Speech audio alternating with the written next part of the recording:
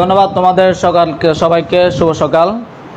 আমরা আজকের যে মাল্টিমিডিয়া ক্লাসটি করব যে বিষয়ের উপরে, সেটা অবশ্য তোমাদেরকে একটু মনোযোগ দিয়ে শুনতে হবে। আমরা একটু বোর্ডে লক্ষ্য করি।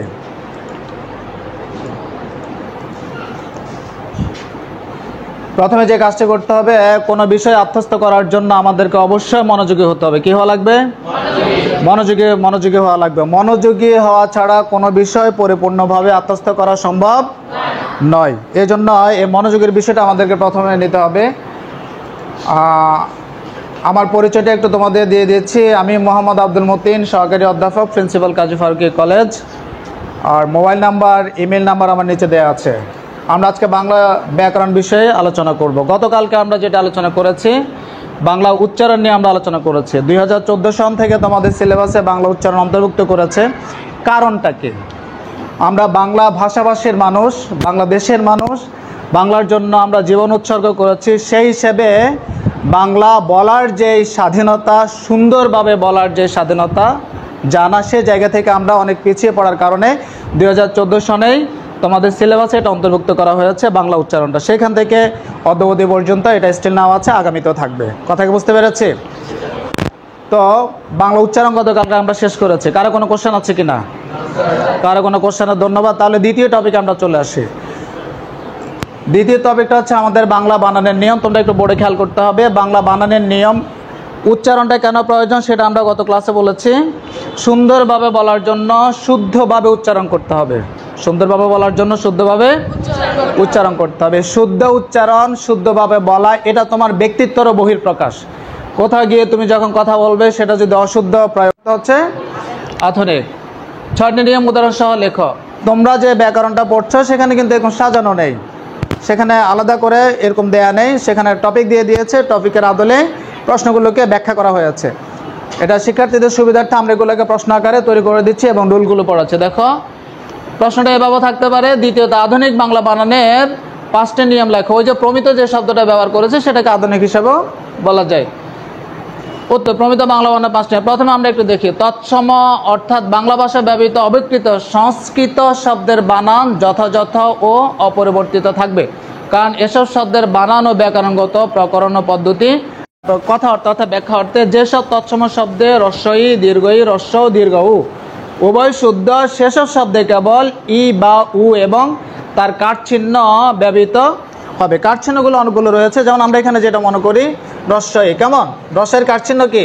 ইকার। তারপরে রস্ব উ, উর কাটচিহ্ন হচ্ছে রস্যকার, মনে থাকবে।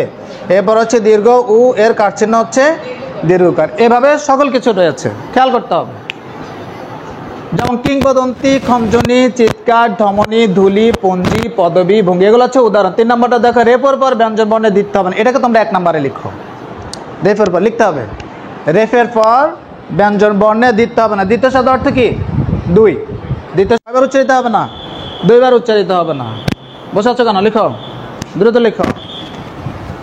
রেফের পর হাইফেন ব্যবহার করো, পর ব্যঞ্জন বর্ণে দিতে হবে না। মানে এবার দুইটা কোনো শব্দে যদি রেফের পর যে ব্যঞ্জন বর্ণটি থাকবে সেটা কখনো 2বার উচ্চারণ করা হবে না, প্রয়োজন হবে না।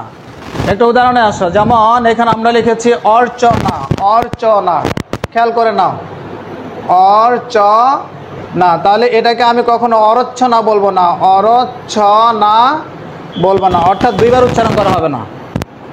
কথা বুঝতে পেরেছি? এর জন্য বলছে রেপ, যে শব্দের মধ্যে রেপ দিয়ে শব্দ লেখা হবে, এরপরে যে বর্ণটা থাকবে সেটা কখনো 2বার উচ্চারণ করা যাবে না। রুল লিখেছ? এরপরে আসো, ভয়ঙ্কর, সঙ্গীত। দেখো সবগুলোতে অনুসারে ব্যবহার রয়েছে। এর চিহ্নটির উচ্চারণ কি?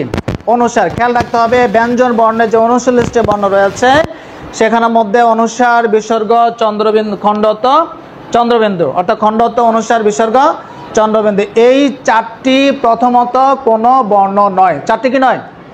প্রথমত কোনো বর্ণ নয়। যখন এগুলো অন্য বর্ণের সাথে অ্যাড হয়ে অন্য বর্ষের সংস্পর্শ পেয়ে সেগুলো শব্দ তৈরি করবে, তখন সেটাকে আমরা সব বর্ণ বলবো। কথা বুঝতে পেরেছি?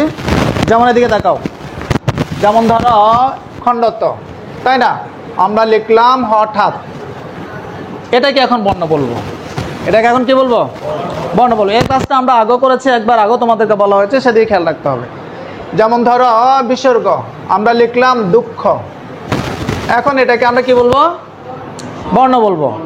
এরপরে ধরো অনুসার, সংহার, এখন এটাকে আমরা বর্ণ বলবো। আর কি আছে?